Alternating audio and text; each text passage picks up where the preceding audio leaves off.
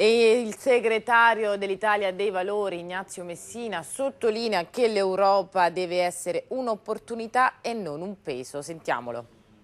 A noi dell'Italia dei Valori questa Europa non piace. Noi abbiamo scelto lo slogan europei non tedeschi, non perché ce l'abbiamo col popolo tedesco, ma perché non ci stiamo alla politica della cancelliera Merkel che sta massacrando i paesi più deboli come l'Italia.